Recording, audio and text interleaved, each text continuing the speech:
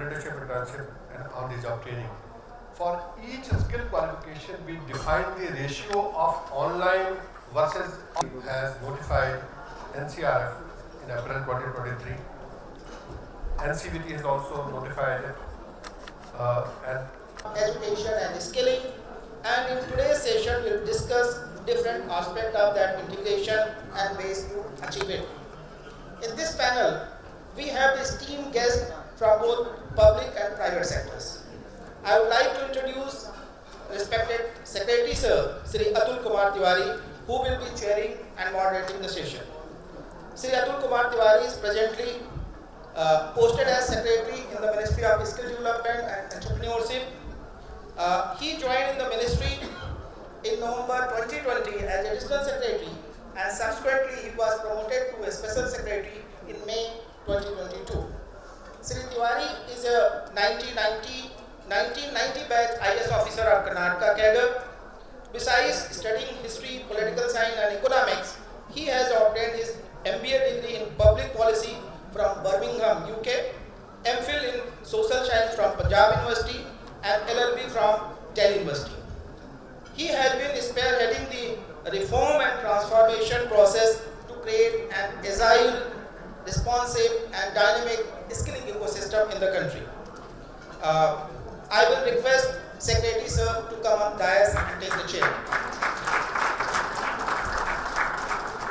I will also invite and request all our esteemed panelists to come on dais. So first I will request Professor T.G. Sitaram, is the chairman of AICTE. I will also request Shri Shrikant Madhav Vaidya, CMD, Indian Oil Corporation Limited. I will invite Shri Sanjay Gupta, President and CEO, Minda Corporation and Chairman, India Electronics and Semiconductor Association. And in the last but not in the least, I will request Ms. Aurelia Ardito, who is Education Specialist in UNICEF. I will request a round of applause for our chairman and all esteemed panelists. Now I will request Secretary and the chairman of this panel discussion to take over the session and initiate the discussion. Thank you.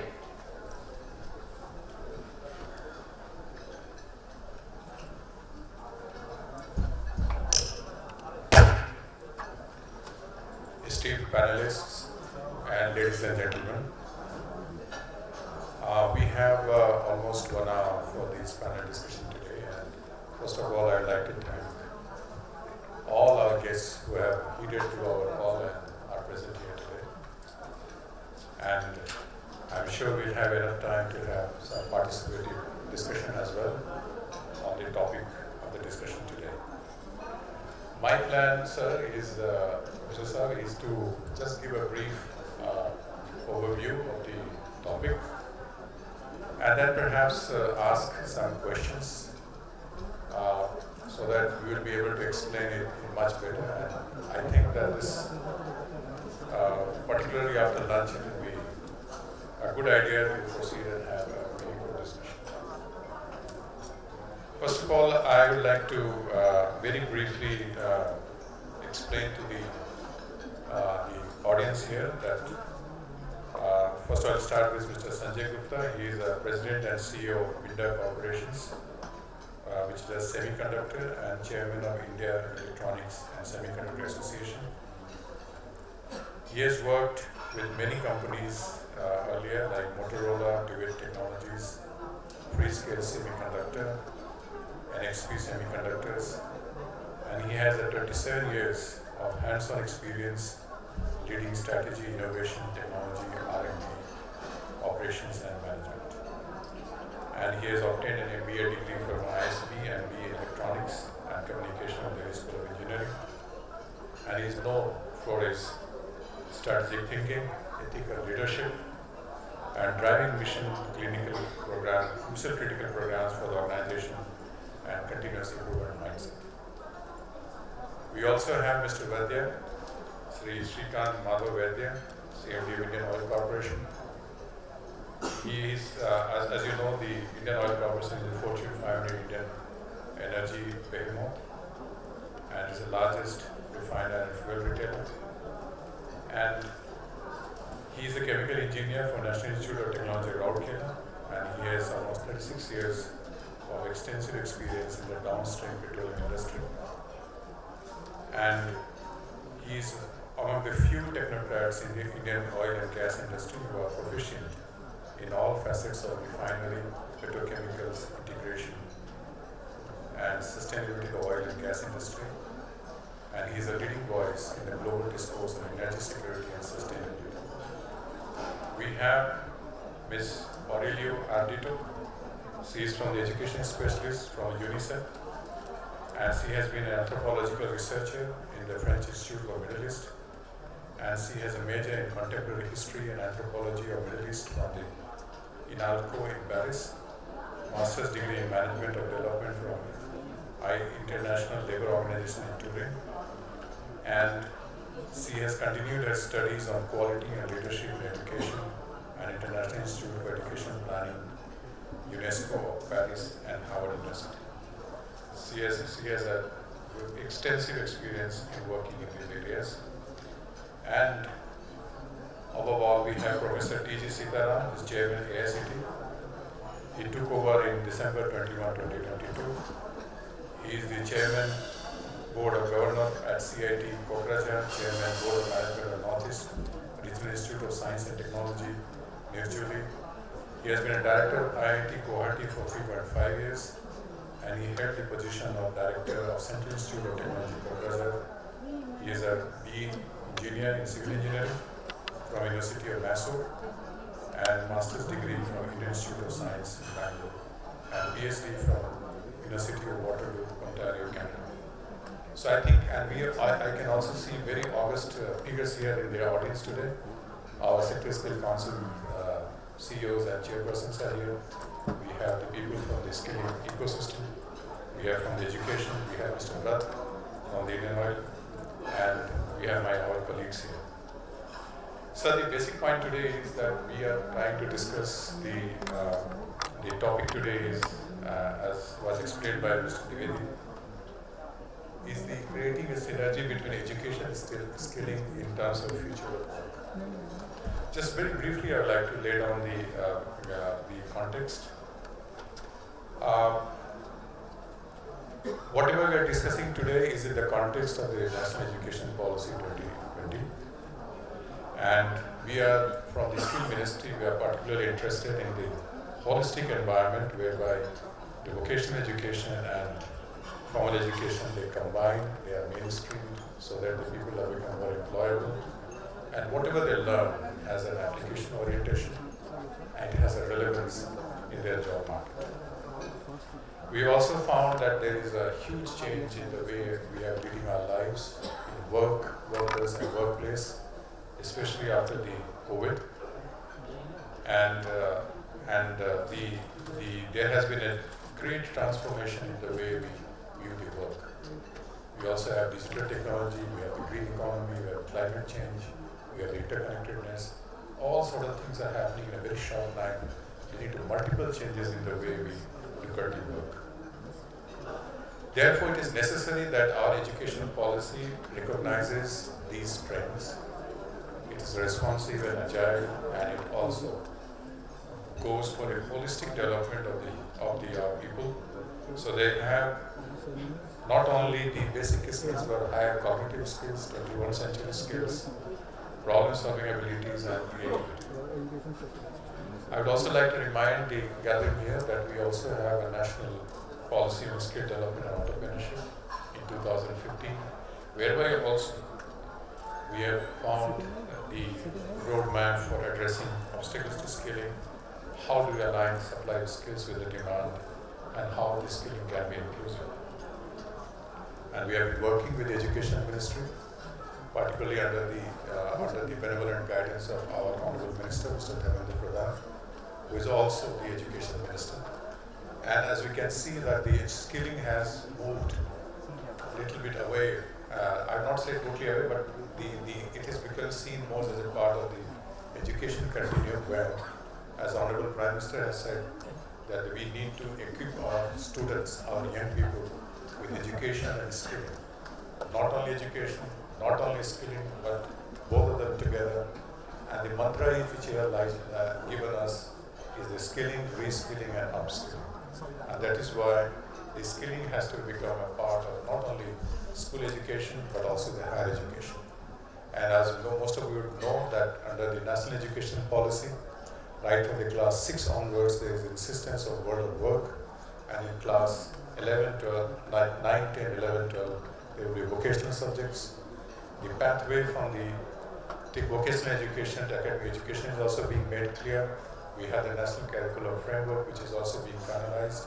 As our Honorable Prime Minister was saying today, till class 6 it has been finalized, or class 8, and we are working towards making it further in the higher secondary stage, etc. Professor Sitaram is here. We have been working very closely with the AICT and UGC in trying to have the work internship, apprenticeship, embedded degrees, and a lot of engineering colleges are also following this step so that they bring the skilling part also as part of their curriculum. And above all, we have the National Credit Framework Policy, which has already been notified, whereby there will be credits for the technical education, skilling and academic education and experiential learning, so that the people can earn credits on the academic bank of credit, and so that they can move multiple entry, multiple exit. And I would request all of you to also go and see our stall here in the exhibition, where we have explained in great detail how this national credit policy and multiple entry and multiple exit would work.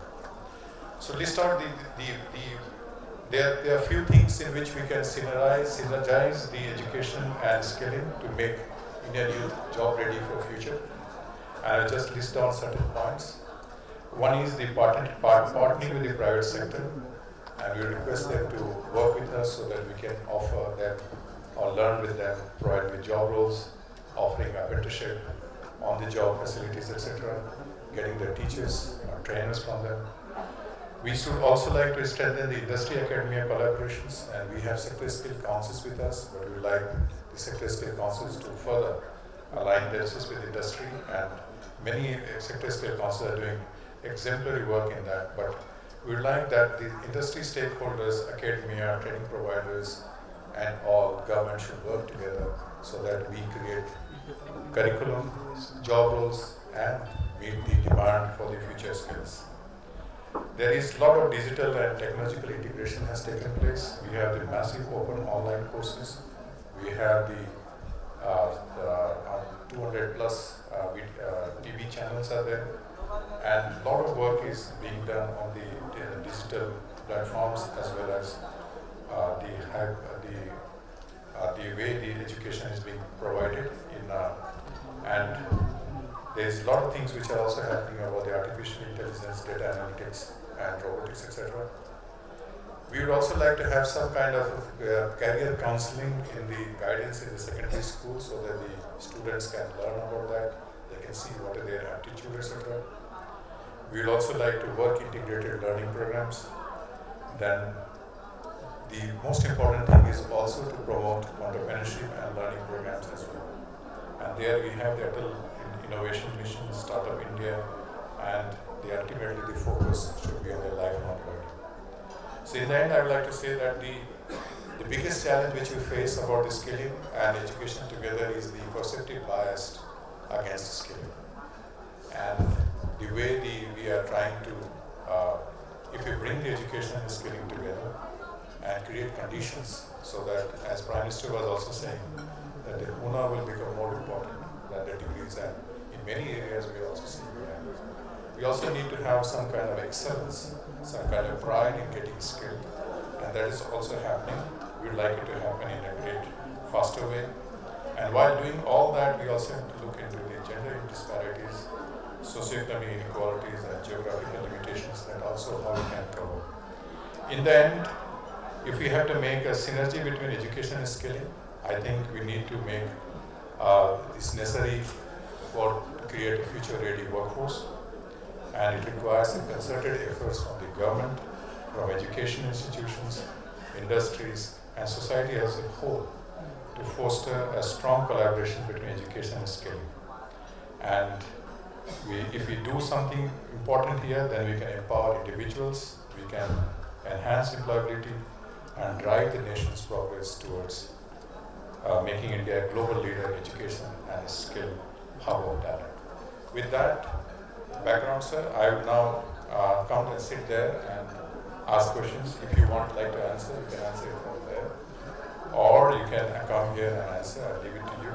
But I think we should stick to some time limit. And I'll ask one question, then I'll come to the second question again. And I hope you will be able to, they are not very difficult questions. You will be able to answer them. Okay, we want to learn from your experience. All right?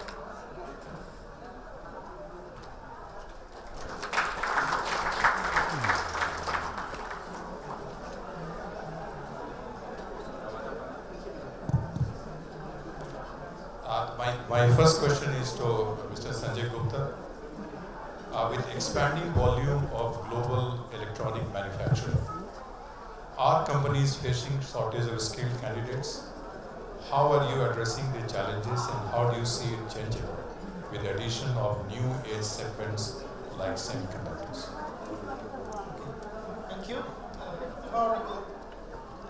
Okay, great. First of all, thanks for having me here. It's an honor to be part of this esteemed panelist with so many dignitaries who are renowned in their own field.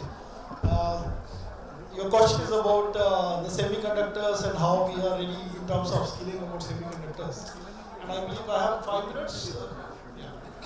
So before I start, so that everyone goes into what I'm going to talk about, just a show of hands, how many of you understand what is semiconductors? Because this is the most talked about thing these days. Okay, so roughly 1/3 of the audience here knows about semiconductors, and just so that everybody is on the same page, semiconductors is nothing. The end product is a chip. It's smaller than a postage stamp, less than in thickness, to the gap between our two fingers if you try to bring them closer. And this small thing inside has in the complex chips more than 1 billion transistors. And when I say 1 billion, it stands for 9. So it is like 100 crore plus transistors. And each transistor is an atomic unit for a basic current and voltage that goes through a microelectronic circuit. So just to put things in perspective, you take typically 2 to 3 years to design that small stem size chip, and more than 200 to 500 engineers work to do that for over 2 years. And since India does not have all those skills, my past experience tells me at least 7 to 8 countries work together for 2 to 3 years to make it happen. So that is semiconductors that eventually become that postage stamp. You might have seen it when by chance you would have seen your phone open or your laptop open and you have the motherboard where you say Intel Inside logo, where it is a small black color stamp size things stuck onto your board. That is semiconductors. How it is made? It is a funny thing, it is made using sand, which is a free thing in the country and around the world. But to convert a sand into semiconductors, there are very complex processes which require extremely pure water, uninterrupted electricity, and very complex gases and chemicals. And that too, the supply chain of that comes from multiple countries. No single country has it. And the machines to make that comes from very unique countries. Some in Europe, some in Taiwan, some in US. And eventually these robotics machines make that stamp size from that sand. So that is how you make it. Right? And eventually what it does to us, today if any one of you use a smartphone or you use a car or you use anything at home from washing machine to dishwasher, you are actually using semiconductors. Without that, nothing can happen in today's time, and that's why, especially during Corona time, semiconductors became so important because the supply chain got disrupted. When everyone was locked inside, the semiconductor supply chain got disrupted. Some of the countries were completely locked down. Some of the people could not work, and that's why the chain got broken. And hence, you see a waiting time for a car as long as 1 year or 2 years, or a two-wheeler, ranging from more than a year, because you had cars ready to ship, but they did not have just one small semiconductor which was required to apply the brakes. That's how important semiconductors is.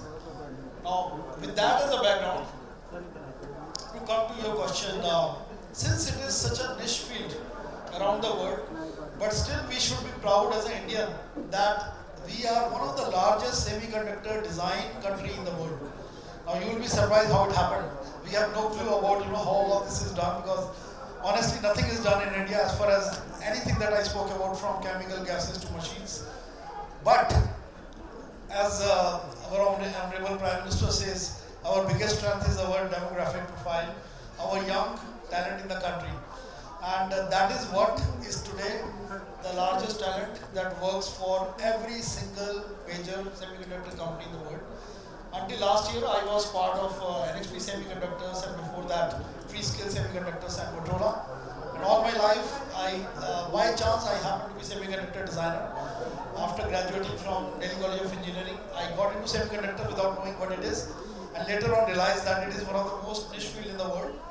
And in the whole world, 20-25% roughly design engineers for semiconductors are residing in the country. Majority in metros like Bangalore, Pune, Noida, Hyderabad, to name a few.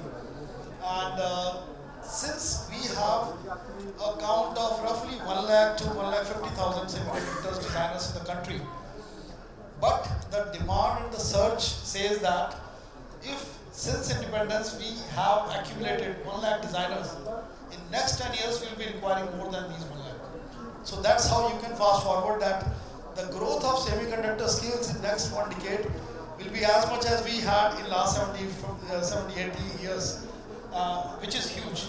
Now the second important factor is the demand for semiconductor is increasing like never before. As a matter of fact, yesterday Prime Minister Modi was in Ahmedabad and he inaugurated Semicon India 2023, and that is actually a symbol for how we need to create semiconductor experts and semiconductor talent across the country, which is very much synonymous to the today's topic. In fact, right after this, I'm going to Ahmedabad, for the subsequent sessions. So, to summarize your question, this skill will be the most desired skill in times to come, because the consumption of semiconductors in the country is increasing at such a pace that if we do nothing, that will increase the consumption of oil. So if we say oil is about $400-500 billion worth of import, which is putting so much of a burden on our rupee and fiscal deficit. Imagine if there is a bigger demon like that happens as semiconductors, which we are importing, then it is a bigger problem for the country's fiscal deficit.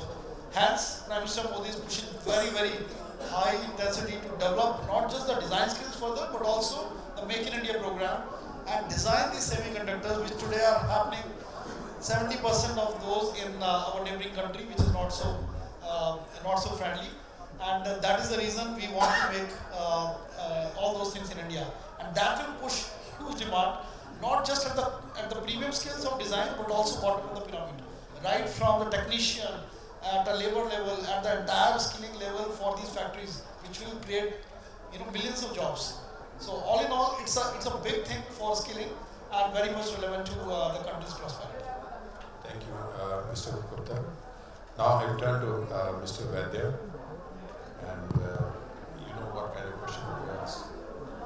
So since you are representing one of the Maharatna's companies, how your company is addressing the need of skilling in your own company, which is the upskilling part, and the larger sector, especially in terms of upskilling and apprenticeship?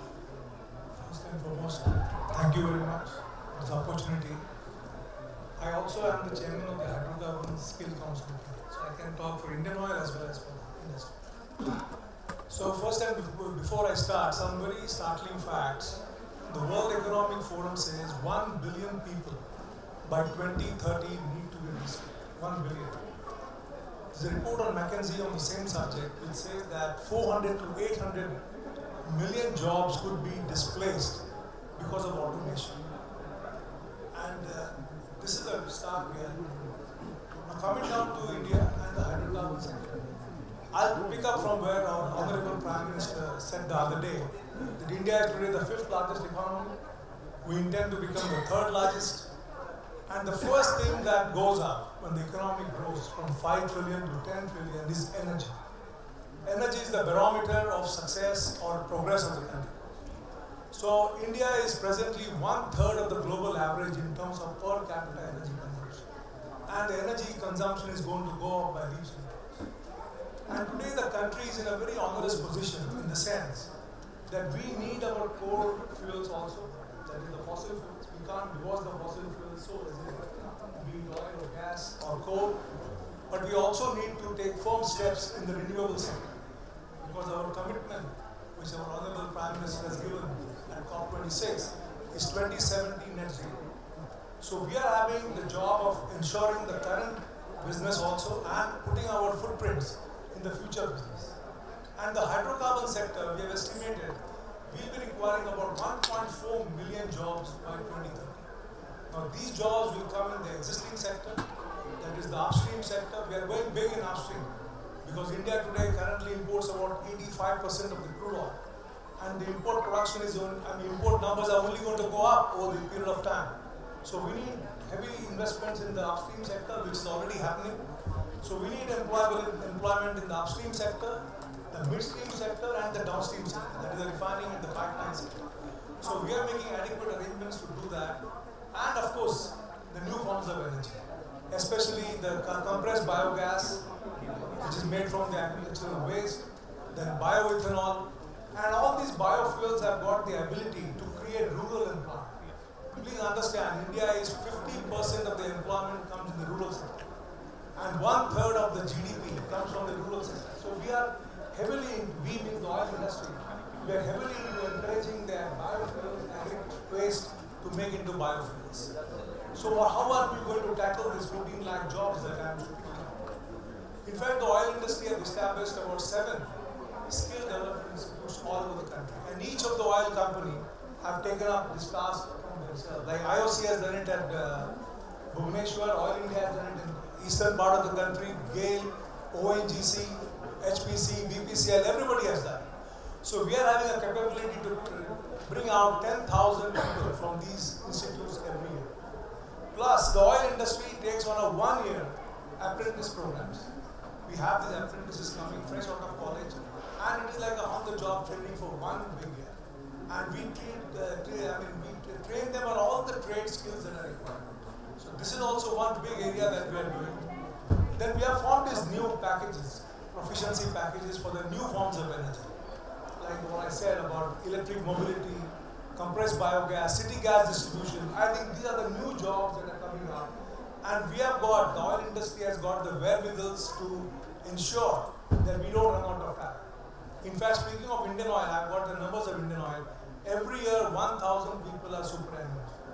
Superannuation also is a big challenge for us to fulfill the people that are left, as well as create new jobs and new skills for the people who are coming. So I think all in all, the oil industry is extremely focused on the need for reskilling, upskilling, and creating employability among graduates, which is very, very important. And I think that 14 lakh figure, what I said, we are very confident that we will be achieving it without any issue. Thank you, Mr. Gandhi. Now I will turn to Ms. Orilo Ardito. I'll ask a very conceptual question to you. How do we embed the ethos of future of work at the school and ITIs and higher education institutions? Thanks for having UNICEF participating in this panel, and pleasure to meet all of you. Good evening, good afternoon. It's a very difficult question, which brings us a little bit back to somehow to philosophy and to where should we plant the seed in terms of skilling? Where should we have our major investment to have a major return in the future? And this is education. I'm from the education section at UNICEF.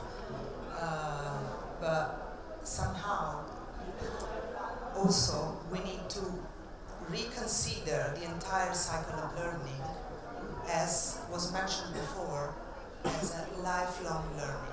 So it starts with the formal education, it starts with early childhood education, and it continues throughout the formal education, public schools, public education, where we have access to most vulnerable last mile children, large access, scale accessibility to all of them. How are we investing in a way that we are planting the seeds there when the NAS is telling us that children are not proficient in literacy and numeracy at grade 3, 5, and 8? What kind of investment in skilling we want to do? These are the foundational skilling we need to have for children to build their self-confidence, their critical thinking, their computational skills, and add extra skill as emotional well-being of the child. So I'm bringing a little bit the discussion to who it will be our new labor force, the child, and the investment that we need to do. Now, the good news is that we don't have to reinvent the wheel. We don't have to start from scratch. We need to enhance this culture of future for work that has to be somehow inculcated from the beginning, not as education and learning conceived as self-referential, just for the sake of learning, as development for the individual at the personal level, but also at the professional level. Because a fulfilled child, adolescent, and individual will be a better skilled labor force. We have been mentioning we have to reskill massively. The speed technology is requesting us to accelerate this kind of reskilling. We need to create an agile and flexible child, adolescent, and individual that could potentially really be able to be flexible and adapt to work, to jobs nowadays that are shifting the way we're working by the second, I would say. So in this sense, the NEP is framing this very well. It sets a vision for that. We need to invest more in vocational, and as I was mentioning before, we don't have to reinvent the wheel because we are already, Secretary Sir, you were saying it before, that is our priority. We have been developing a policy for skilling. UNICEF is absolutely into that with the Ministry of Skilling and the Ministry of Education as well. But we need also to make sure that children and adolescents are exposed to what is the demand and what are the opportunities for career at early stage, so that they can start to understand and dream about who they can become. And on this, education across the formal education system becomes crucial and is really key. I would just sum up and say like 3 key areas of focus that were somehow mentioned within the discussion. To create this culture, we need to start to really build on foundational skills and non-complementary skills that were mentioned before. So not only foundational literacy and numeracy, but also critical thinking. How do I cope with problems? How do I deal with people? How do I solve problems? How do I handle my emotion? But also clarify very well in real time what is the demand, what are the skills that children will need. Because we need to, and this has to be somehow, the communication has to be created with the education system in a way that the system can, specifically teachers with a specific pedagogy, can be agile enough to respond to this. Last was mentioned before, and as UNICEF, we can reiterate more, collaboration across ministries. It's not only the Ministry of Education, the Ministry of Skills. We have examples of UNICEF working in UP, working in Hyderabad, in Telangana, in AP as well, where we can work also with Niti Aayog in Adult Tinkering Lab. We can create that space for children to create and to develop skills. We need to connect the dots. Everything is there. We don't need to start from scratch, but we have a great baseline to move the skilling process forward, starting from education up to building a labor force. Thank you so very much, Ms. Dito. Now I turn to Professor Sitaram, and he is the head of the AICT as a chairperson. So my question obviously will be on the AICT, as you can guess it. So my question is that NEP focuses on integration of skilling with general education.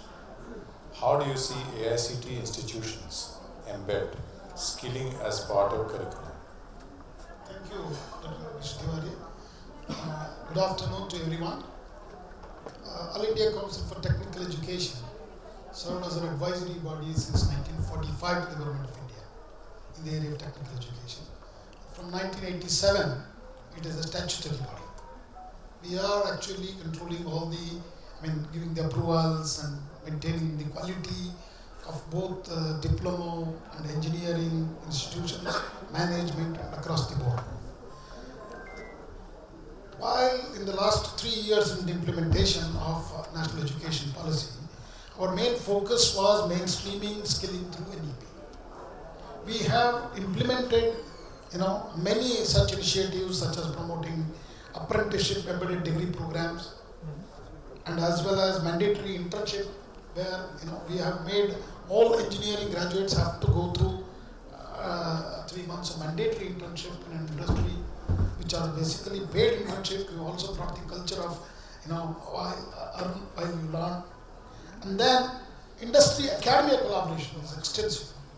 More than that is we have emphasized more on the teachers training. See, the young generation, particularly with the disruption in the technology, very quite adaptable. A child can use the smartphone much better than many of us. In that context, we need to also upskill the teachers. So main focus of All India Council for Technical Education in collaboration with industry was upskilling and reskilling the teachers. Some of the things we have to make them unlearn and learn again, new things. So in that context, ATAL, AICT Teaching and Learning Academy has trained several lakhs of teachers in conjunction working with the industry. You name the industry, we have a collaboration.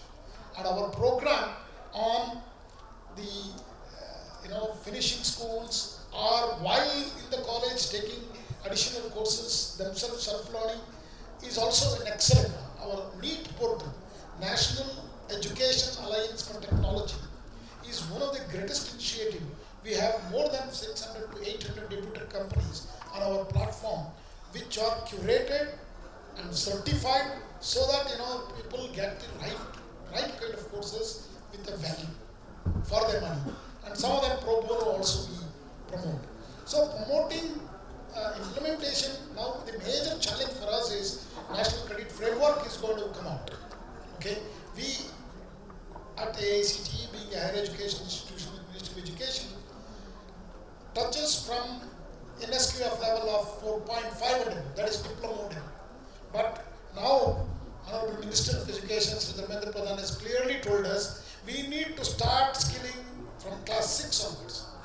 Then we need to tie up with both school education and Mr. Tiwari ji, also the skill development and entrepreneurship, so that we can work together and make skilling as a major emphasis. Friends, skilling is the key today. Because, and also good news, many of our engineering graduates, about 10 or 12 years back, even all the surveys used to tell us they were very poorly skilled. But today I can vouch for you, the skilling levels have improved because of self-learning as well as through these kind of courses and intensive training of teachers so that they also learn in the university appropriately, hands-on experience. I just want to take one more minute. Our AICT Idea Labs, we have created across the country where hands-on skilling happens, both for the teachers as well as to the students. I think there are many initiatives. I welcome you to log into All India Council for Technical Education website. It is not just a collation of data, it really the work is happening inside this institution. Please join us so that we can skill and make ready the future of Indian, particularly the engineers, because that's where our strength is. The strength, we are the third largest country, where producing large number of engineers, and even in terms of publication and innovation, startups, unicorns, we are doing excellently well. This is the time to come together. I urge all the industry people who are sitting here, look at our website, and if you have an idea, come to us. We will try to implement together. Thank you. Thank you, Sitaramji, for recognizing that the skill is very important these days, and coming from AICT chairperson, I would consider it as a very, very significant change in the way we look at the skills. Now, this is the second round of questions, and I would like you to be very brief in this round. My question to Mr. Sanjay Gupta is, what steps can be taken to increase awareness in schools and colleges to increase the pool of skilled resources for electronic manufacturing sector, for example, or any other sector for that example, which is emerging, which depend on the future of work? So I would say that one thing that goes, especially for the high-tech sector, very clearly that skilling is important, but learning and unlearning is equally important, because we will have in technology world, we are on a treadmill, where we are running all the time. Before you realize that technology is old and you are on a new one. So those who are not skilling themselves fast enough, they will fall back, right? Just like you are in a treadmill. That is the mindset, and that's why awareness to your question is so much important. And I think awareness comes back, most impactful if you have the case studies that how those countries or nations or companies who did not change with time, how time changed them. I'm sure a lot of people in this room might be aware of, a big company called Kodak. People used to remember Kodak as a photography name rather than as a company, right? But they could not change with time. When the digital photography were coming, they were still thinking we are the leader. We don't need to change. We don't need to skill ourselves. Neither in their DNA probably they could do that, and the result is it went bankrupt when the new age camera companies took over. Same happened with many other cell phone companies, Nokia as an example, where Apple came from behind and took over. Nokia was number one, later on they were nowhere. So awareness creation is very important. And to our youth, to our masses, one of the simple things we can ask during this awareness, many of them would have heard of ChatGPT, right? Today, if we hear them, how many of you in this room have heard ChatGPT? Okay, so almost all of them. So ChatGPT can replace a lot of jobs, right? So there could be a lot of scare that this new technology is coming, which is loaded with AI, and how to stop it. I would say rather than stopping it, we should embrace it. If we use technology like AI, for example, today you need hundreds of doctors to do, let's say, mammography scanning for a cancer patient, versus one AI tool can do that in 1/10 of the time at 99% accuracy. While we will not use the technology for the benefit of mankind, if it helps in healthcare, if it helps in communication, if it helps in education. So I would say we need to have the case study driven orientation and awareness that learning, unlearning and relearning is the only way to go, especially for India youth. And if we do that, there is no looking back. We will remain the strongest and fastest growing nation for the next 40 years. Thank you so very much. My second question, Mr. Vete, is that we have been hearing quite a lot about the green hydrogen, and we also have a national green hydrogen mission. And the government's aim is to create conditions and skilling, and this is going to be the next period. And particularly from the oil use that you are. So how do you visualize the skilling landscape of green hydrogen? And I would say that since we're discussing it in the context of national education policy, then in the context of higher education institutions and skilling institutions and such.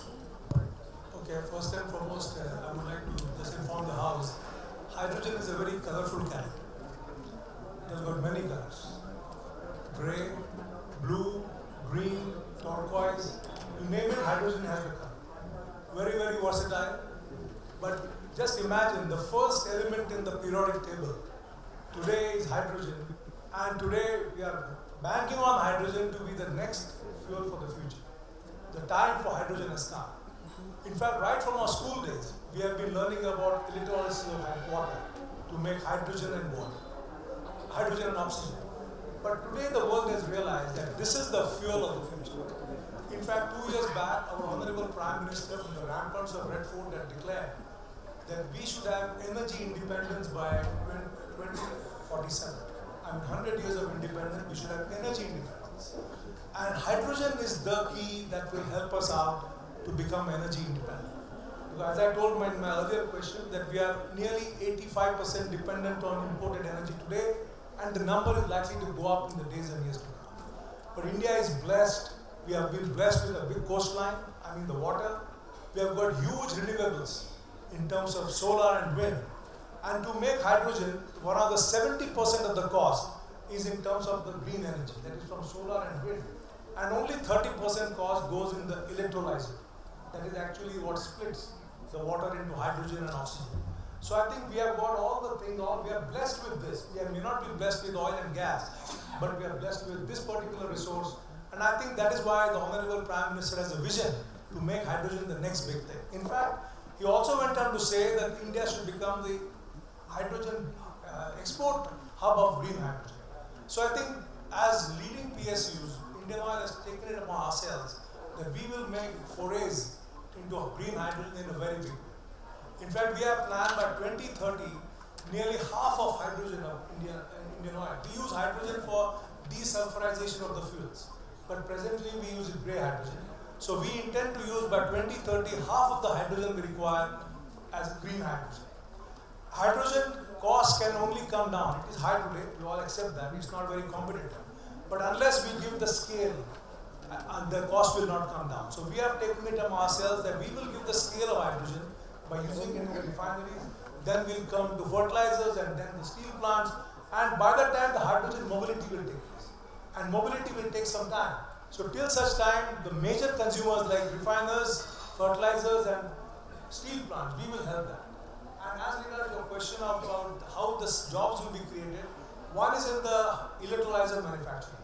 That should be one big area where the country is looking forward. There are a number of types of electrolyzers. One is a PEM, one is alkaline, and one is a solid oxide. All the technologies are very mature. So the country will see a big upheaval in terms of the manufacturing of these electrolyzers. And after that, I can only say that the industry academia overlap has to be there. In fact, right from the college days, I think green hydrogen concept, how it is going to play a big role, should be taught to the students on day one. So once that awareness comes in the student that this is the future, this is the future oil and gas. In fact, hydrogen is the future oil and gas for a country like India. So I think we have got a very good potential, and the landscape is extremely promising because the energy demand is jumping day in and day out, and energy independence can only be achieved through the route of the hydrogen economy. Thank you, Mr. Vaidya. And in fact, the first time that the skilling is also made part of the national mission on green hydrogen, and in fact, our Green Hydrogen Sector Skill Council, we have the first one. Yeah. So they have also prepared around 6 job roles, and it will carry forward in the way that the use of green hydrogen picks up. And you can overlap with us, so we can give you inputs on how well we can take it forward. Thank you. Now I turn to our philosopher. Thanks for the title. So we have, my question next is that last time you said about the foundational skills and collaboration, and very good session you have made. So my question is that the education and skill system needs to evolve to embed technology and newer forms of pedagogy. So in this regard, very briefly we can tell what are the international best practices which we can like to learn from India. Very briefly, please. Sure, very briefly.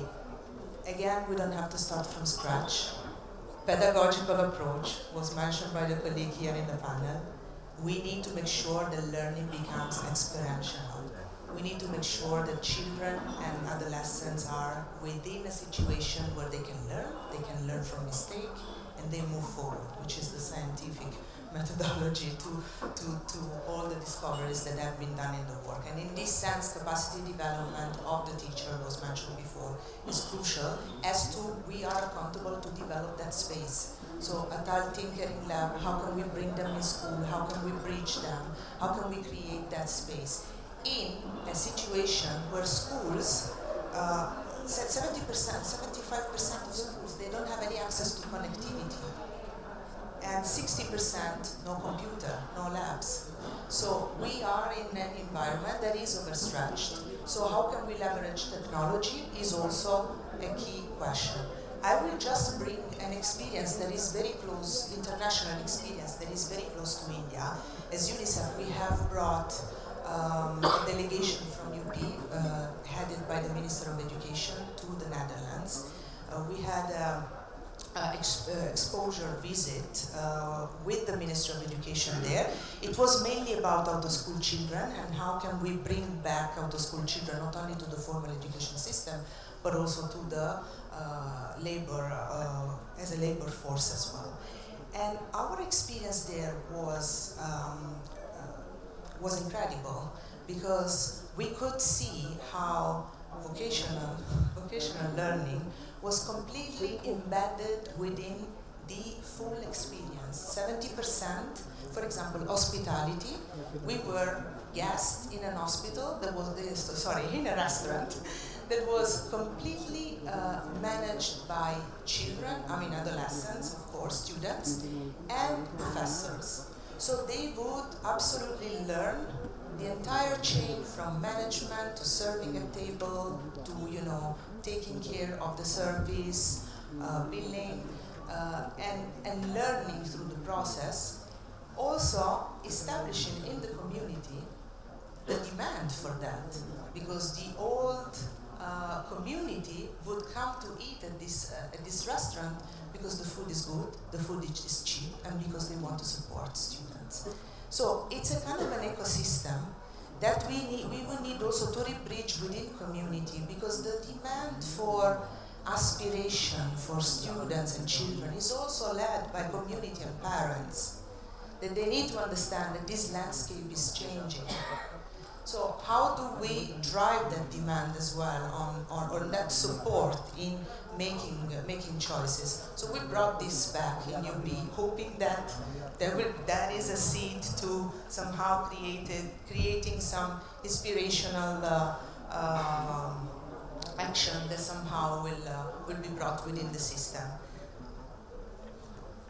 Thank you, Mr. Andito, and I'm sure the experiment which I brought will certainly work, and I hope it works in UP. And a lot of things are also happening in the sense of providing infrastructure, etc. And IT is really reaching the villages, etc.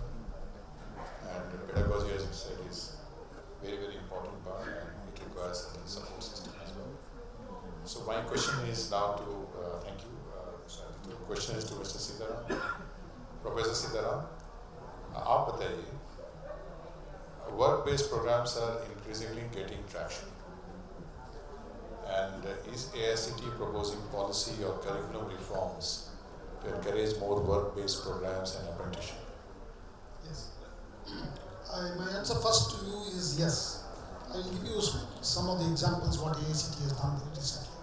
First of all, as per the NEP, whether it is vocational education or distance learning or the learning which happens in the college, regular college, are all total part. Because what is important is here the outcome of education. What did the student learn at the end of the course, whatever course he is doing, whether he is doing it vocationally or distance learning or going to a college. That is the foremost important thing. I think we need to bring that change.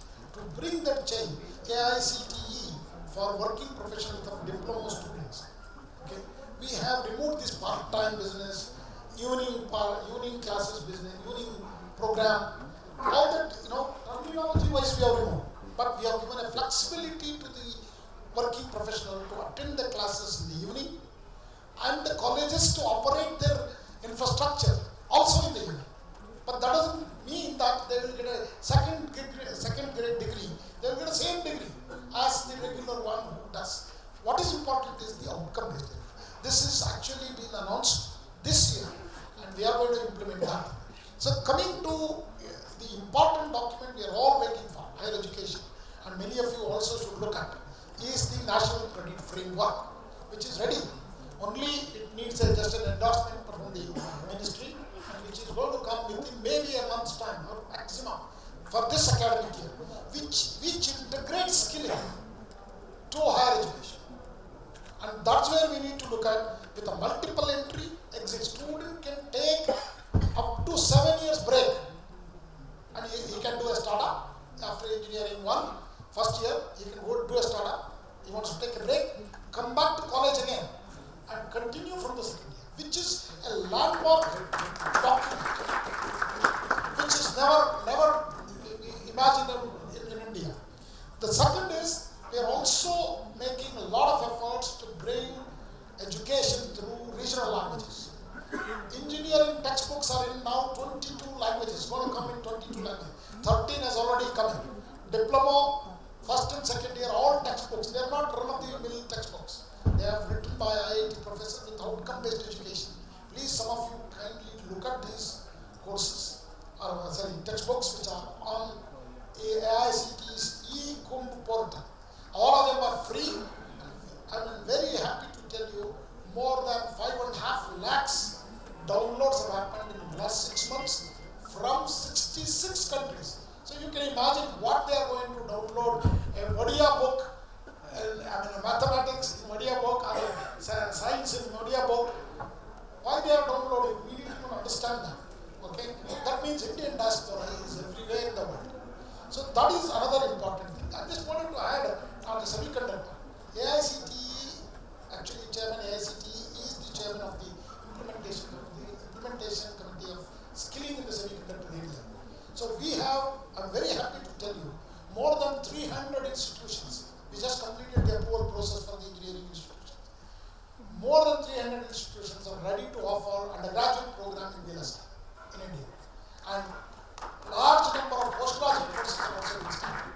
So we have created this year alone close to more than 15,000 seats in engineering, both in undergraduate and PG, in semiconductor alone. Similarly, we have made an effort on 5G, and where we have actually developed a curriculum for diploma as well as engineering. Completely 3-year curriculum is also on our page. Kindly look at it, give your comments. It is a continuous modification of curriculum also we have allowed. Any time, curriculum can be changed by even the college people up to 20%. We develop only give a model curriculum. Coming back to the future work, ChatGPT you mentioned. As soon as I joined AICTE, I logged into ChatGPT 3.5. I asked a question. What does AICTE do? You write a poem in 4 stanzas with 4 lines each.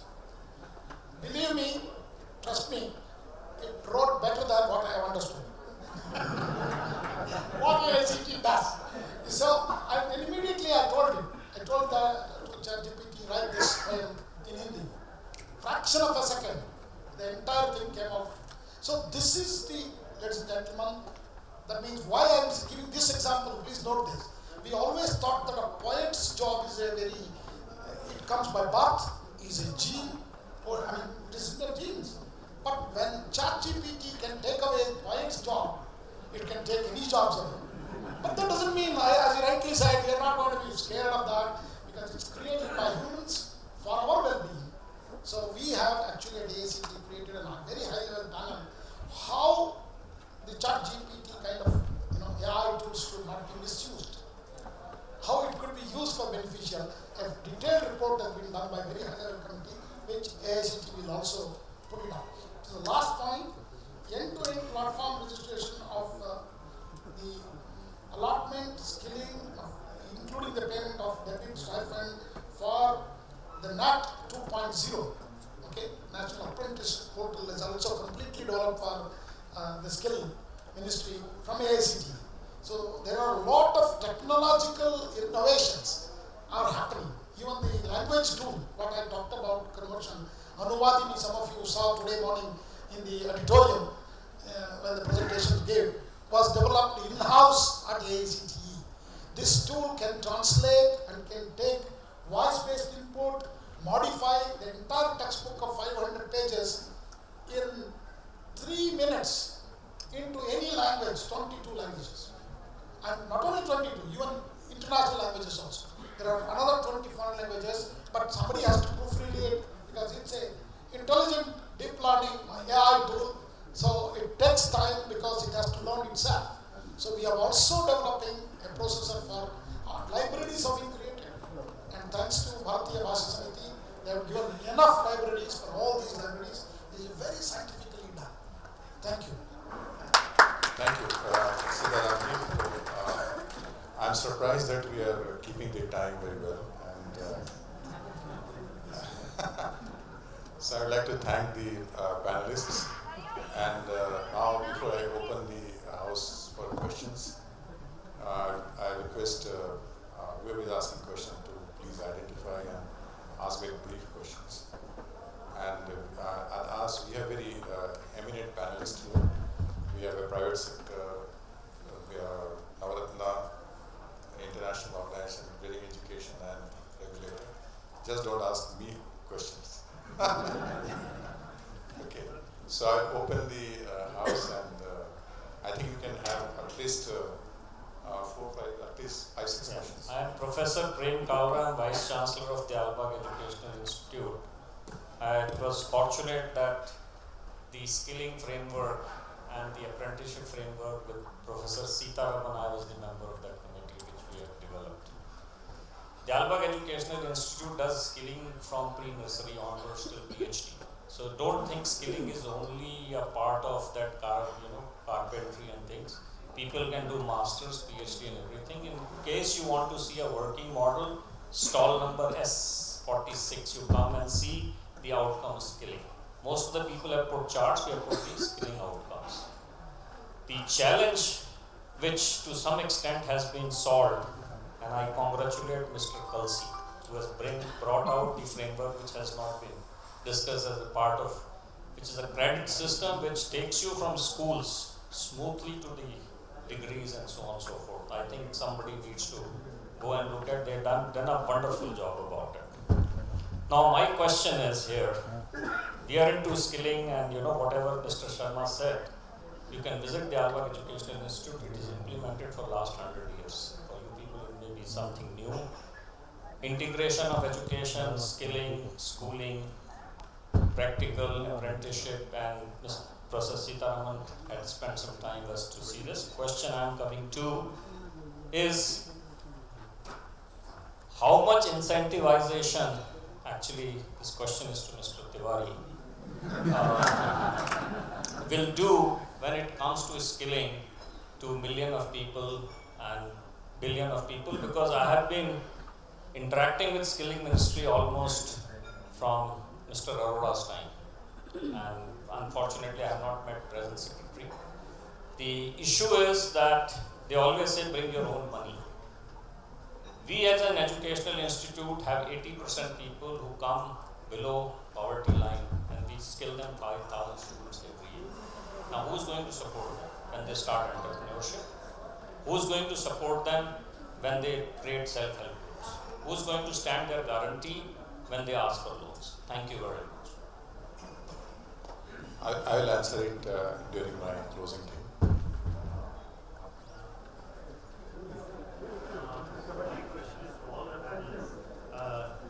I think as everybody has known, a new education policy mandates that knowledge and skill have to be seamlessly linked to develop competence and competence-based employability or innovation, entrepreneurship, everything can happen. But then I'm also just happy to add, just like as I said, we have been able to do something in this last 10 years and created about 1,000 crores of infrastructure for next generation disruptive technology. But then the key question I want to ask is, why is it that it's taking with the type of obsolescence happening? For example, if we take electronics industry, all of the technical educations do not have material science courses or programs. I mean, electronics and electrical engineering are dying down most places. But core of the future is, say, electronics enabled and semiconductor enabled. Even a simple probe station for measurement, a quality probe station has to be imported. So when do we see this supply chain happening? Because there's a huge disjoint. Or for example, even you mentioned about hydrogen. Way back in 2008, 9, 10, I think I led whole of the infrastructure in your R&D. But it was supposed to come towards the Commonwealth. But now we are in 2013 and still some have come, but the product has not come in. So how do we build this gap, and why is there such a gap? And especially electronics, there is no ecosystem for all the semiconductors. And so how do we make it happen? I'll answer the last part first from IOCL R&D. See, today we have a green hydrogen refueling facility in our R&D at Faridabad, and we have a grey hydrogen refueling facility in our Gujarat refinery, and they are the only one in the country. Now, as I told you, today the cost of making green hydrogen is nearly 4 times that of grey hydrogen. Finally, economics will play the role. Finally, what is economical only will sell. Nothing can be pushed down.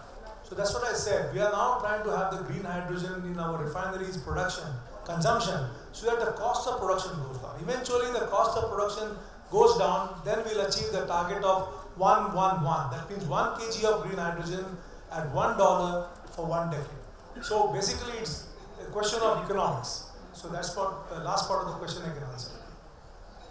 Okay, so maybe I can answer about your electronics and semiconductors question.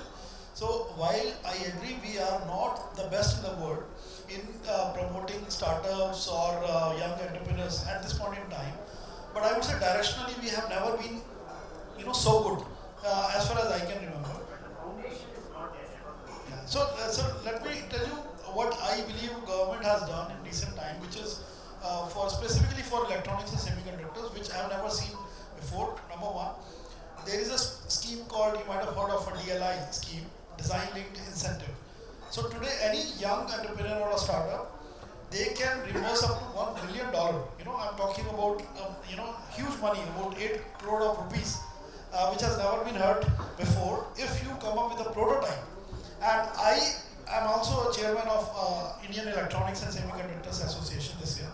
And I know for sure 3 companies who have got this money.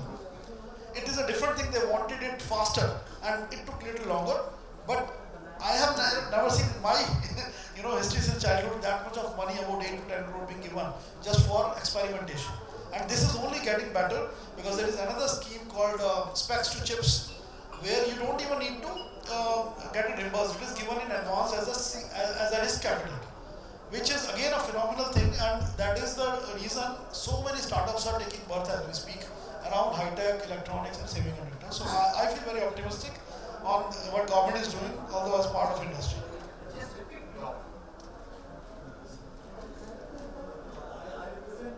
Organization, the founder of ABSS, which has worked in the voluntary sector. So I'm in the vocational training programs for 35 years there. There was something called Shramik Vidyapit, which is now Jan Shikshan Sansthan, operating under Mr. Tiwari's patronage of the ministry. The point I'm trying to make that there are 15 lakh schools in the country. Nearly 3.5 lakh are private, and rest 11 lakh plus happen to be government schools. The experiment of combining education with a skill is happening in many schools. Jan Shikshan Sansthan, for example, they're carrying out. They are finding difficulty in combining their curriculum, their time frame, their age bracket, etc., the school, and the ongoing programs to National Skill Development Corporation or the ministry. So that's a big challenge as to how to combine it. I would not like to go further, time is short, but that combination, because let's say there is an annual program of education in the school, and the skill development programs for only 3 months. They have 80 hours per day, 3 hours, whereas the class education is about 40 minutes a day. So this kind of connectivity is required. I would like to compliment that on account of national education policy, the disconnect between education and skill has been bridged. There is no doubt about it. But there are issues. The other area which I would like to point out, as per national education policy, there are 32 million socio-economically deprived groups of children, and the young children, about 15, they are supposed to undergo vocational training programs. 32 million is a big number, and I'm quoting the figure from national education policy. So there has to be different kind of programs. So these kind of out-of-school children or deprived children and youth beyond 15, because that's the time where vocational training starts. So what kind of solutions you have for, number one, integrating the curriculum and programs of the school with the standard skilling program that you carry out. We all carry out, because I'm connected to Domestic Workers Sector Skill Council, etc., as National Skill Development Corporation. I find that there is a big gap. So that connectivity you have to create, probably Mr. Tiwari could say something about it. These 2 areas, creating skill education for deprived and connecting the skill education in the real terms in the schools, government schools particularly. So I will say that in my closing thing, I have a lot of things to say.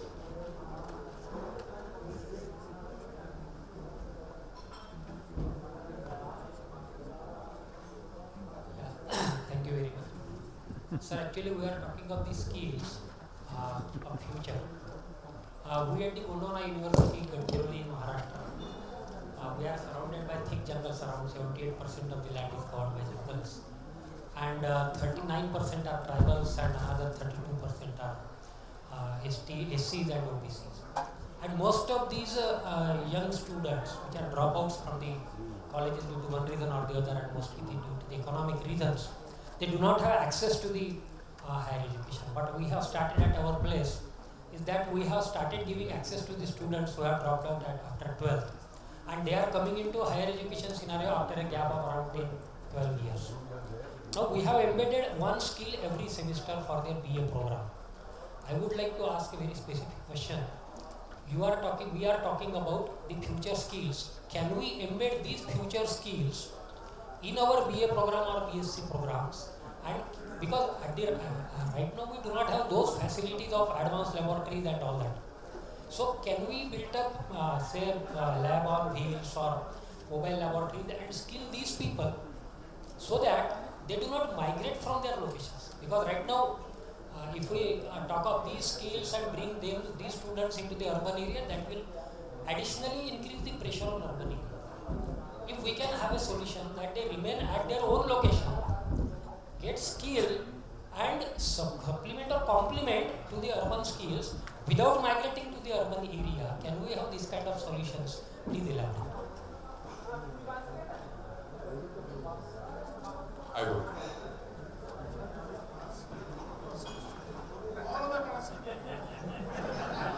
Please ask question to AICT, please. Good evening, everyone. Or I'll ask a specific question then. Good evening, everyone. My name is Anthony Coelho, Vice President, Logistics Sector Skill Council. Good evening, Secretary Sir. Good evening, eminent panelists and all my Sector Skill Council colleagues here. My question is specifically to Aurelio Orjito. Well, I completely agree with the fact that we need to collaborate and join the dots, not to reinvent the wheel and not start from scratch. I completely second with the fact that the Netherlands pedagogy approach is fantastic and we're learning from there. Similarly with Switzerland as well, I've seen that very close enough. My question to you is that what are the steps being taken by UNICEF to improve the access to quality education for vulnerable children in India? Big question. How many seconds I have? Minutes? Hours? So that we are a drop in the ocean, and the main provider is the Ministry of Education, is the government of India. So in this sense, UNICEF is there to support at the technical level, because the government of India and the Ministry of Education can reach a scale. Our point is, how can we generate evidence to see where the most vulnerable children, the last mile invisible children are, and is where intersectionality of vulnerability are. Scheduled castes, scheduled tribes, minorities, children with disabilities, girls, children with multiple disabilities in remote area.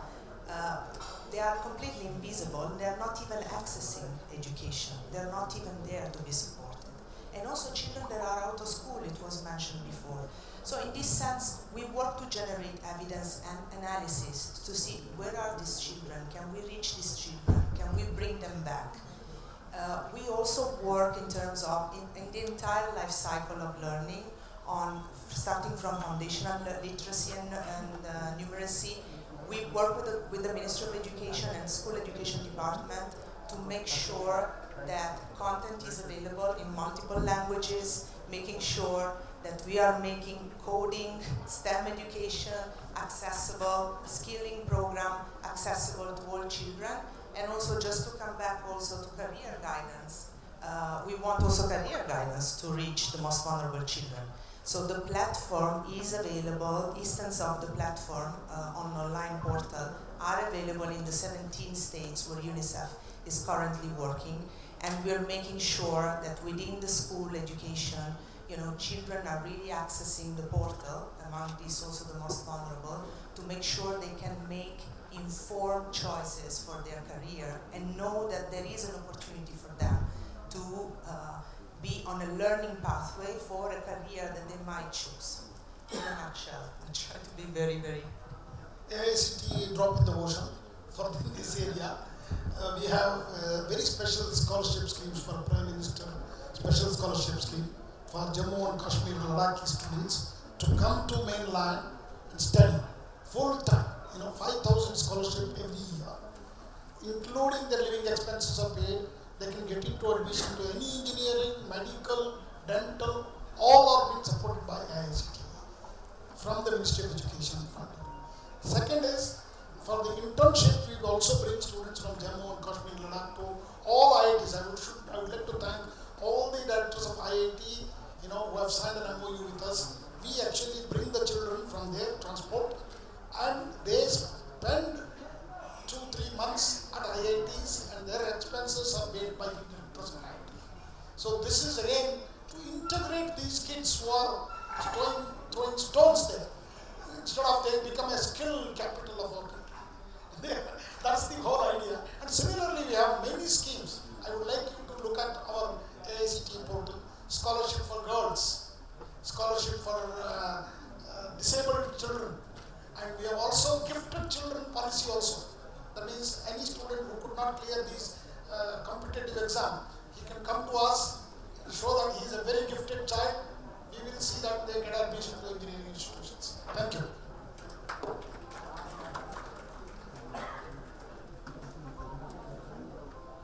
evening, sir. My name is Anshul Saxena, Senior Director from Life Science Sector Skill Council. I have a straight question for Professor Sitaram. Sir, as AICT, when you look at NEP 2020, the last 3 years, what are challenges that AICT feels are being posed of collaborating and implementing these vocational education in the higher education, technical education? And how do you feel, or in your idea, what are your views, Sector Council and the industry members with them can actually collaborate? So I am actually see, first of all, this vocational education is a little skewed in our country. We need to accept that, because we are actually learning how to really skill that. There are a lot of issues and challenges. Then integrating into the mainstream education is also a big challenge. So we have begun our journey now we started working. So the important thing you can see Government of India's plan, because I also now work for the Government of India, I need to also tell you. See, today we have a minister who heads Ministry of Education and Ministry of Skill Development and Entrepreneurship is same. That is why we are all here today. Otherwise, we never need to meet a skill secretary. You see, this is a good change actually what we are seeing. Very positive change. So I think in coming days you would see. So we have several programs we are already working, like whether it is NATS and NAPS integration. It is done by us actually on helping technologically and also languages. And we are bringing their books or their training material in all different languages also. We have already had a discussion with Mr. Tiwari ji. He is very keen to bring it in different languages, because the skill development is also has to be happening in our rural villages where these kids doesn't know English so much. This is also very important. We need to start skilling our kids through our regional languages.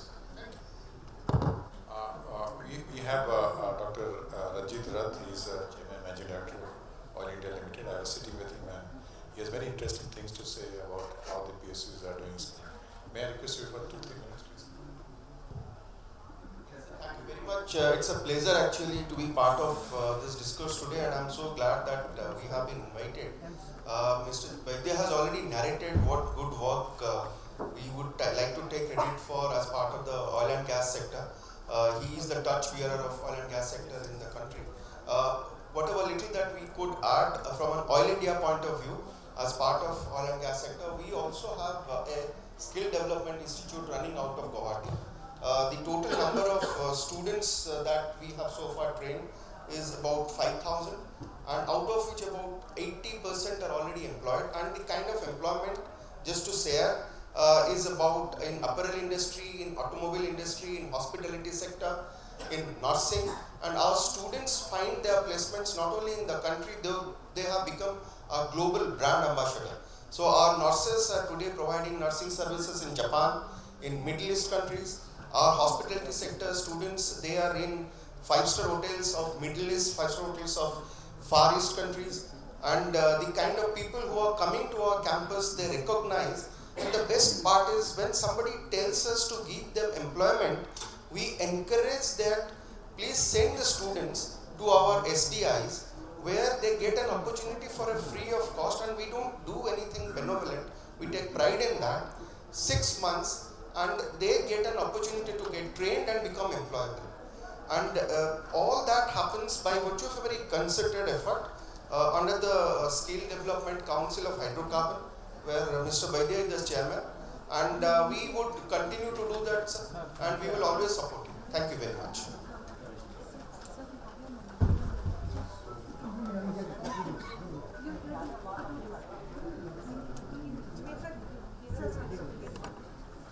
In order to stick to the time, and now we are almost closing at the end. First of all, I'd like to say that we had very enlightened panelists, and we have a private industry and Bharat PSUs, we have international organizations, we have a regulator. And the answers were also very relevant for us.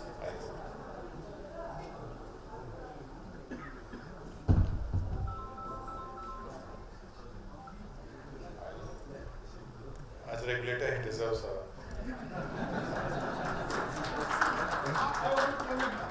We are actually moving away from regulation to facilitation.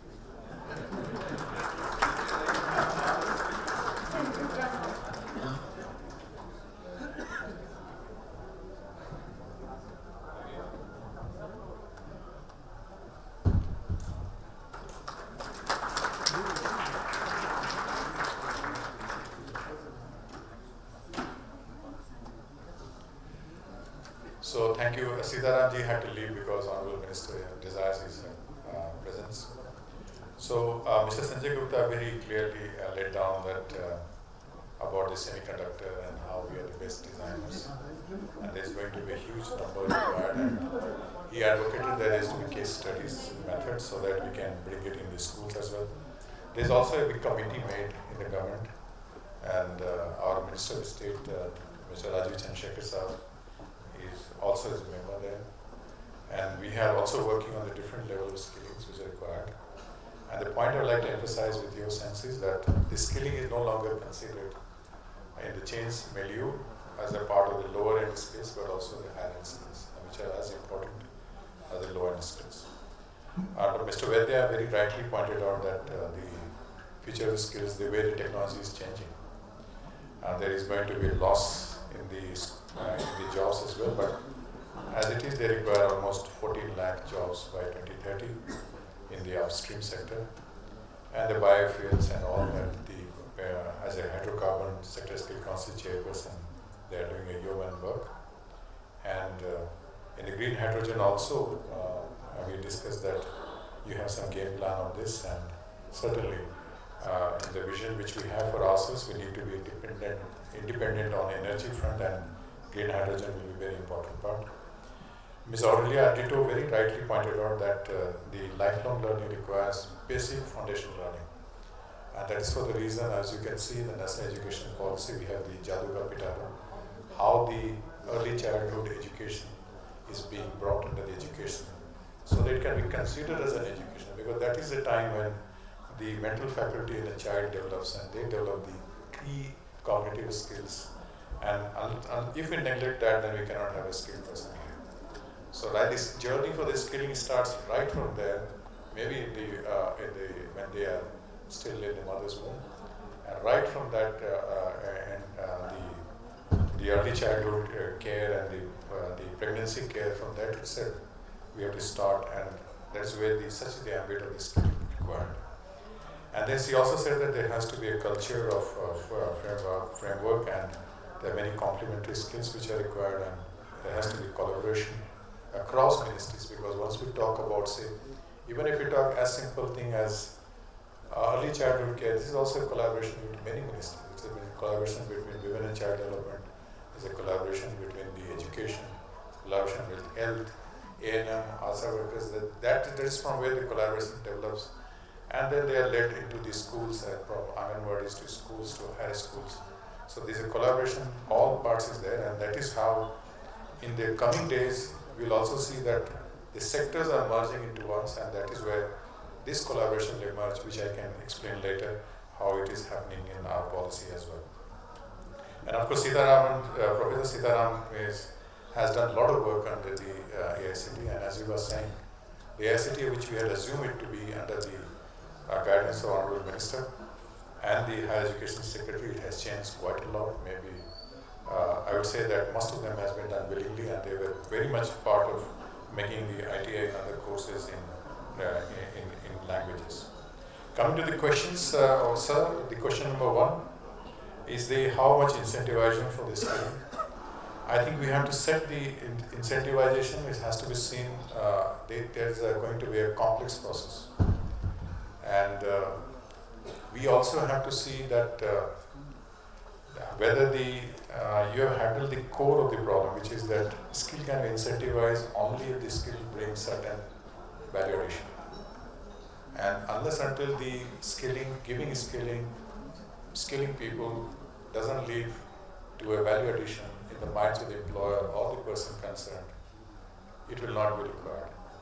Now we are coming to a position now under the future of work and current things where this value addition is considered to be important. It is being recognized. It is seen as a part of contributing to the general happiness and well-being. It is seen as part of the education continuum, and that is where the incentivization will start. Just asking that I am a training provider and what is incentive for me, or I have done an infrastructure, what is incentive for me? I think we'll have to handle the core problem, which is giving aspiration and value to the skill. And as I said, I will repeat, that can only happen when we give a credible skill, when we give a transferable skills, when we bring it to a level which is digitally verified and considered to be as an axiomatic of the expertise of the person has it. And for that, all of us in this room have a responsibility, so that we do not, whatever skill we give it a pucker skill, and the person is known by that. So that's why we have been saying that for any skilling required, we have bring a lot of changes in PMKY as well, a lot of changes in JSS and ITAs as well. We like to give skilling so that it is identified that this person is skilled, this certificate he has, and for that, इस आदमी के पास ये होना है. और हमें it's a long journey. I am saying that I am seeing for the skilling sector for quite many months. It will take a lot of time, and there are a lot many challenges. But हमारे जैसे प्रधानमंत्री जी कहते हैं कि आपके जब इधर नीति सही हो और नियत साफ हो तो जरूर कुछ कर सकते हैं. तो I will assure that आप सबके सहयोग से हम उस पर कुछ आगे बढ़ेंगे. दूसरी बात, आपने ऑब्सर्वेंस के बारे में बात की साहब, उनके बारे में उन्होंने बताया, वैद्य साहब ने बताया, गुप्ता जी ने बताया. तीसरी बात जो उन्होंने कही, सर आपने जो प्रयास में, सर आपने जो बात की, सर इसमें जहाँ तक एजुकेशन स्किलिंग को बुलाने के साथ है, उसके लिए हमने एक प्रयोग भी किया था. और वो प्रयोग था स्किल हब, जो हमने 2020-21 में हमने किया, 22 तक चला. और उसमें पहली बार हम लोग गवर्नमेंट स्कूल्स में PMKY स्कीम लेके गए, और उसको करने में हमें बहुत ही सारी कठिनाइयाँ हुई. कुछ हुआ भी, और हमने बहुत सारी चीज़ें हमने सीखी. और उसके सिलसिले में हम सर ऐसा कर रहे हैं कि जो हम अभी प्राइमरी एजुकेशन में श्री संजय कुमार जी सेक्रेटरी हैं, उनके साथ बैठ के हम लोगों ने पूरा उसका एक रोड मैप भी बनाया. आदरणीय मंत्री जी भी यही चाहते हैं कि हम उसको साथ साथ मिल के करें. और कल जो मंत्री जी का आर्टिकल है उसमें उन्होंने कहा है समग्र शिक्षा और स्किलिंग को कैसे लेके आना चाहिए. May be can start with the Jawahar Navodaya Vidyalaya से पहले हम स्टार्ट करें. व्हाट काइंड ऑफ, क्योंकि स्कूल में स्किलिंग कराने के लिए उनकी टाइमिंग अलग होगी. वो एक बार 200 घंटे में नहीं पढ़ा सकते. उनका जो कोर्स होगा वो 2 साल 1.5 साल चलेगा. सप्ताह में 2 दिन क्लासेस होंगी. क्या वो सही है? उसकी पेडागोजी क्या होनी चाहिए? स्कूल में लैब होने चाहिए नहीं? उनके ट्रेनर कहाँ से आएंगे? ट्रेनर को कौन सर्टिफाई करेगा? और वो जब सीख भी लेंगे उसको कौन असेस करेगा? इन तमाम मुद्दों पे हमने काफ़ी गंभीर चर्चा की है, और मुझे लगता है कि इसके बारे में हम भी कुछ ऐसा प्रपत्र लेके आएंगे जिसको हम लोग पब्लिक कंसल्टेशन आपसे, आप सब लोगों से डिस्कस करने के बाद ही हम इसको आगे ले जाने पाएंगे। मुझे लगता है कि अगले दो तीन वीक में हम इसमें कुछ आगे बढ़ पाएंगे। आपकी बात एकदम सही है। दूसरा, जहाँ तक इंटीग्रेटिंग करिकुलम की बात करें सर, वो integrating curriculum national curriculum framework के अंतर्गत हो रहा है, और उसके अंतर्गत जो केंद्रीय विद्यालय या CBSE स्कूल्स और बाकी स्कूलों में जो स्किलिंग चल रहे हैं, अगर आप समग्र शिक्षा का उदाहरण लीजिएगा, सारे हमारे सेक्टर स्किल काउंसिल वाले लोग बैठे हुए हैं, बहुत सारे कोर्सेज हमारे उनके यहाँ चल रही है, बट उसको कैसे गरिमा देनी है, कैसे उसको इम्पोर्टेंस देनी है, so it doesn't become just like any other optional subject, but मैंने कोर्स सब्जेक्ट बने, और उसको कैसे, जैसे आपने कहा कि इसको फ्यूचर स्किल के साथ कैसे लिंक करना है। तो जैसे अगर आप देखेंगे CBSE स्कूल में ज़्यादातर आप पाएंगे लोगों को वो कंप्यूटर वाले कोर्सेज करते हैं, हो सकता है कोडिंग हो सकती है, कोडिंग में पाइथन हो सकता है, कुछ आप ABGC के कोर्स भी आप कर सकते हैं। तो ऐसे कोर्स भी किए जा सकते हैं जिससे बच्चे को सीखने में रुझान हो और वो आगे बढ़ना चाहें। और अभी भी सोसाइटी में, पेरेंट्स में ये लगता है कि अगर हम बच्चे को, अगर वो स्कूल में वोकेशनल एजुकेशन में कुछ नट बोल्ट वाला काम सिखाएंगे, वो शायद सही नहीं होगा, उसको कंप्यूटर सिखाना ज़्यादा अच्छा होगा या कोई ग्लैमरस चीज़ सिखाना ज़्यादा अच्छा होगा। We are all of us, including me, we are all struggling with our own mindset which has been given to us. और उसके लिए जैसा कहते हैं कि this is the colonial system of working, जिसमें हमें ऑफिस में काम करना, अभी कुछ गांव में जाएंगे बंदा, वो किसी काम नहीं करना चाहेगा, वो चाहेगा मुझे एक काम मिल जाए जिसमें बैग लेके मोटरसाइकिल में बैठ के कंप्यूटर के सामने बैठ के काम करो। ये एक ऐसी प्रथा हो गई जिसको हमको धीरे धीरे हमको निकलना है, और तभी निकल पाएगा जब उसकी हम वैल्यू दे पाएंगे, लगेगा कि बहुत इंपॉर्टेंट चीज़ वो कर रहे हैं। जिससे ये बहुत ही कठिन काम है, और जहाँ एजुकेशन डिप्राइव जो लोग हैं आउट ऑफ स्कूल के लिए, उसके लिए हमारे पास फंडेड मैकेनिज्म है प्रधानमंत्री कौशल विकास योजना के अंतर्गत। हम उसको चाह रहे हैं कि ज़्यादा से ज़्यादा ट्रेनिंग सेंटर में, एस्टैब्लिश ट्रेनिंग सेंटर में करें, संस्थागत करें, जहाँ पे so that we do not have fly by night operators.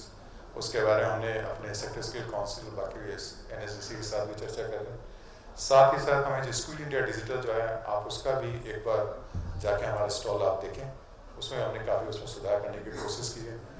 ITI में हम कैसे शॉर्ट टर्म स्किल्स कर सकते हैं, उसके बारे में हम कर रहे हैं।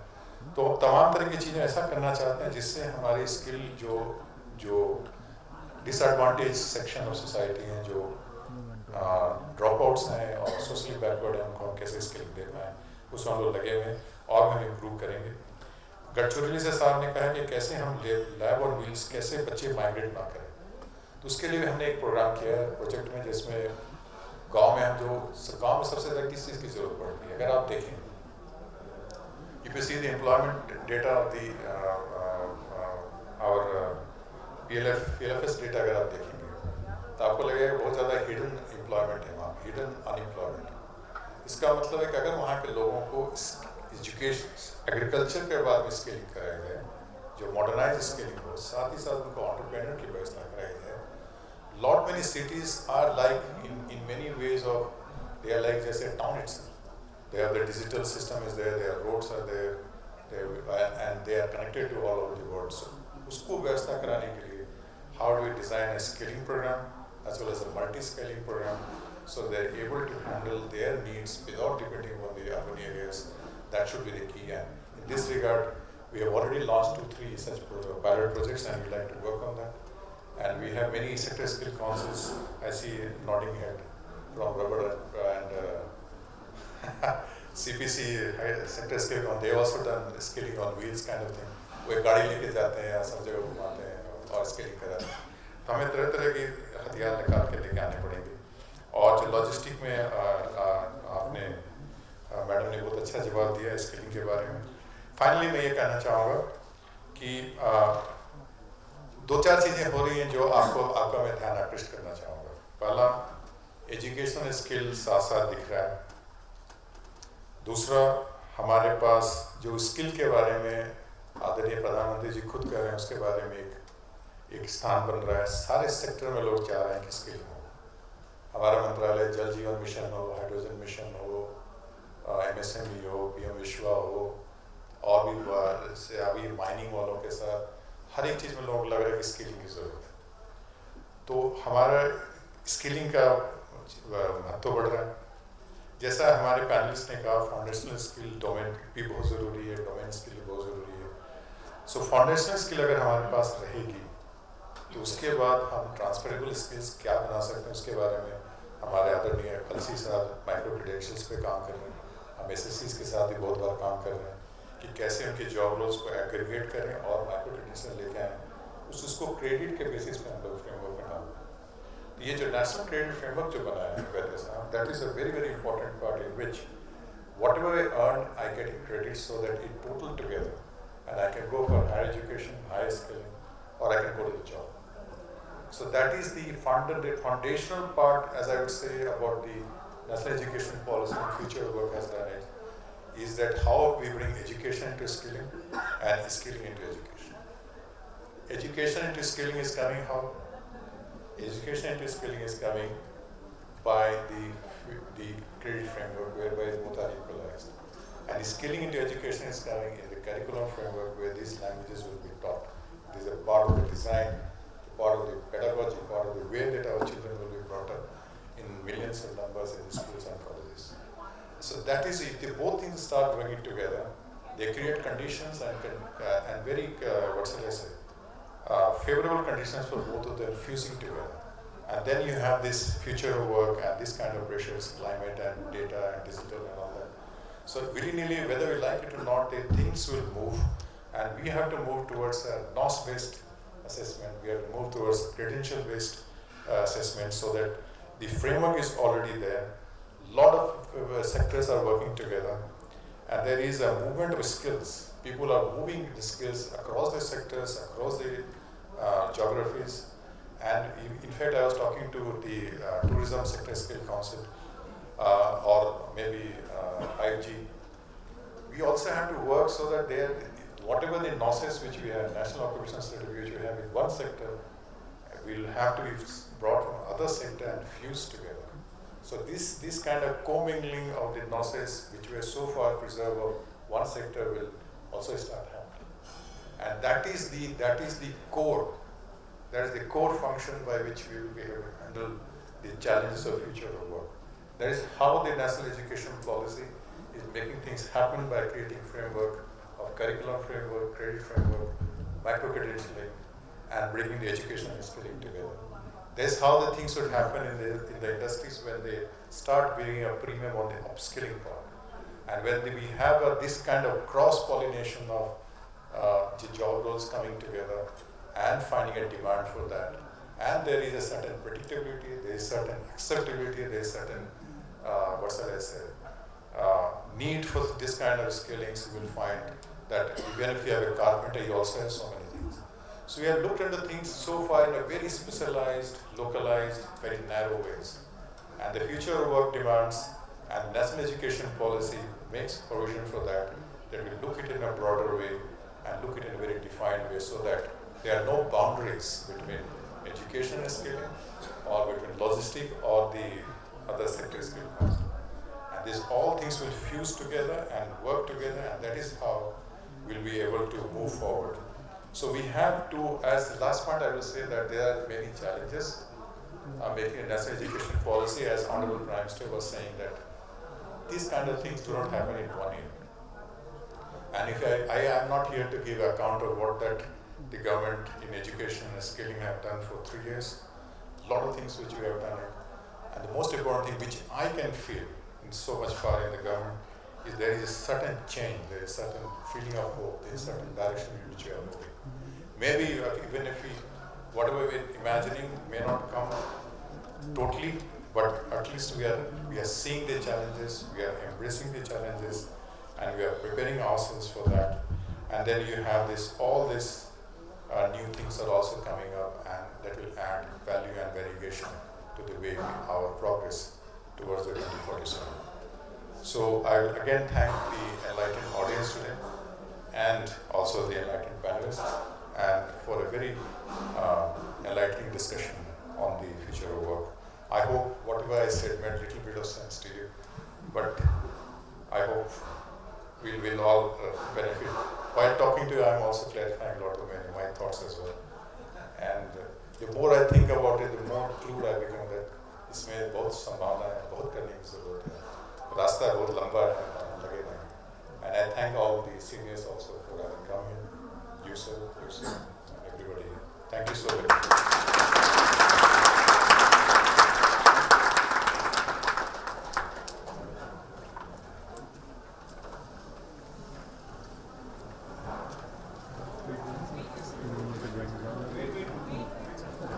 I invite Senior Economic Advisor, Ministry of Skill Development and Entrepreneurship, Shri Nilambu Charanji, for the vote of thanks to the panelists.